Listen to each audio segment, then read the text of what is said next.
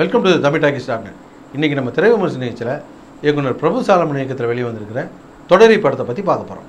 தொடரி இந்த படத்துடைய கதையை பற்றி பார்த்தோம்னா, தமிழ் சினிமா வழக்கப்படி ஹீரோ ஒரு வேலை வெட்டி இல்லாதவர் அப்படின்னு சொல்லிடுவாங்கன்றதுக்காக இந்த படத்தில் ஹீரோ ட்ரெயினில் இருக்கிற கேண்டீனில் கம்பார்ட்மெண்ட்டாக டிவி வைக்கிறவர் அப்படின்னு சொல்லிடுறாங்க. அப்புறம் வழக்கம் போல் அவருக்கு ஒரு 4-5 ஃப்ரெண்டுங்க இருக்காங்க.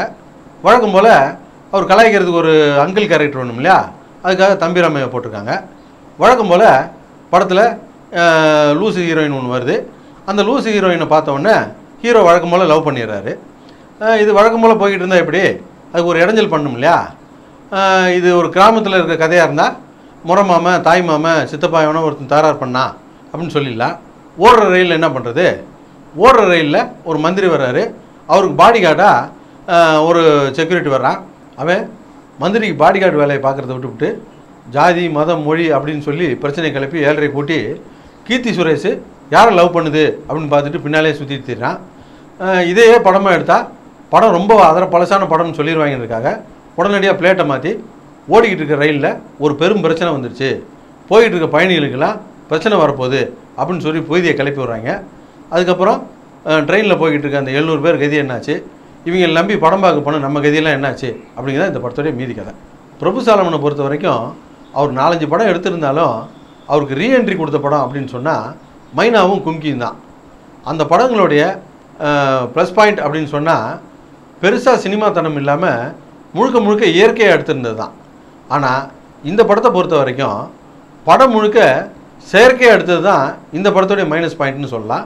இந்த படத்துடைய கதையும் அதுக்கு அவங்க தேர்ந்தெடுத்திருக்க களமும் நடிகைகள் தேர்வுமே போதுமானது தான் ஒரு குறைஞ்சபட்சமான வெற்றி படத்தை கொடுக்கறதுக்கு.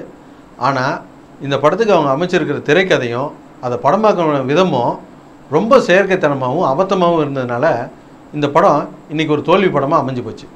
இந்த படத்தில் தேவையில்லாமல் ஒரு கீழ்த்தரமான வேலையை பார்த்து வச்சுருக்காங்க. தமிழ்காரன், மலையாளி, மராட்டிக்காரன் அது இதுன்னு போட்டு குழப்பி மற்ற மாநில மக்களை உணர்வுகளை புண்படுத்தி அதன் மூலமாக கைத்தட்ட வாங்க முயற்சி பண்ணியிருக்காங்க. ஆனால் படம் பார்த்துட்டு இருந்த நம்ம ரசிகர்கள்லாம் ஒரு ரியாக்ஷன் கொடுக்காமல் கம்முன்னு இருந்து இவங்க மூஞ்செல்லாம் கறியை பூச்சிவிட்டாங்க அப்படின்னு தான் சொல்லணும். மற்ற மாநில மக்கள்லாம் எப்படியோ தெரியாது, ஆனால் நம்ம தமிழ்நாட்டு மக்களை பொறுத்த வரைக்கும் வேறு ஒரு மொழிக்காரனையோ, வேறு ஒரு ஜாதிக்காரனையோ, வேறு ஒரு மதத்துக்காரனையோ புண்படுத்தி அதன் மூலமாக சந்தோஷப்படுறவங்க கிடையாது. அது எந்த காலத்திலையும் அனுமதிக்கவும் மாட்டான்.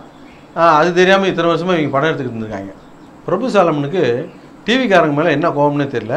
படத்தில் ரயில் பாட்டுக்கு ஓடிக்கிட்டு இருக்கு, ரயிலில் என்ன பிரச்சனை நடக்குது அப்படிங்கிறத காட்டுறதை விட்டுவிட்டு இந்த வச்சு டிவிக்காரங்க என்ன பண்ணிக்கிட்டு இருக்காங்க அப்படிங்கிறத செகண்ட் ஹாஃபில் பாதி நேரம் காட்டிக்கிட்டு இருக்காரு.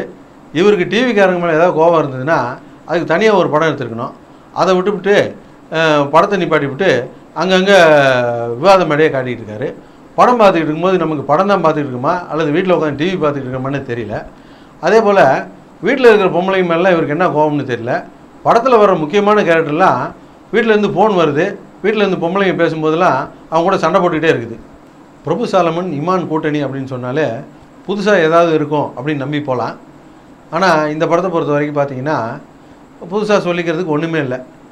இனிமேல் இவங்க ஏதாவது புதுசாக பண்ணணும்னா பிரபு சாலமன் மியூசிக் அடிக்க போக வேண்டியதான், இமான் டைரக்ஷன் பண்ண வேண்டியதான். இப்படி ஏதாவது புதுசாக பண்ணால் தான் உண்டே தவிர இனிமேல் இவங்களை நம்பி பிரயோஜனம் கிடையாது. தனுஷ் ஒரு அற்புதமான நடிகர் அப்படிங்கிற விஷயம் அவருக்கே தெரியுமா தெரியாதான்னு தெரியல. இந்த படத்துலலாம் அவருக்கு என்ன ஸ்கோப் இருந்ததுன்னு இந்த படத்தில் நடித்து ஒத்துக்கிட்டாருன்னு தெரியல. படத்தில் அவ்வளோ பிரச்சனை போய்கிட்டு இருக்கு. அவர் பார்த்தா ஒரு 1/2 மணி நேரம் படத்தில் வரவே இல்லை. செகண்ட் ஹாஃபில் அவர் ஒரு ரூம்குள்ளே வச்சு பூட்டி வச்சுருக்காங்க. அப்புறம் திறந்து விட்டதுக்கப்புறம் ட்ரெயின் மேலே ஏறி ஓடி ஒரு 10-15 கம்பார்ட்மெண்ட் தாண்டி ஓடுறாரு. அங்கே ஒரு 4-5 பேர்த்த அடிச்சு வேற போட்டுடுறாரு. அதுக்கப்புறம் பார்த்தா இன்ஜின் கம்பார்ட்மெண்ட்டுக்கிட்ட போயிட்டு அதுக்கப்புறம் என்னால் தாண்ட முடியல அப்படின்ட்டு கால் மேலே கால் போட்டு உக்காந்துக்கிட்டு வாக்கி டாக்கியில் பேசிகிட்டு இருக்காரு. என் காதலியை காப்பாற்றுங்க அப்படின்னு சொல்லிட்டு வாக்கி டாக்கியில் பேசுகிறவங்ககிட்டலாம் கெஞ்சிக்கிட்டு இருக்காரு.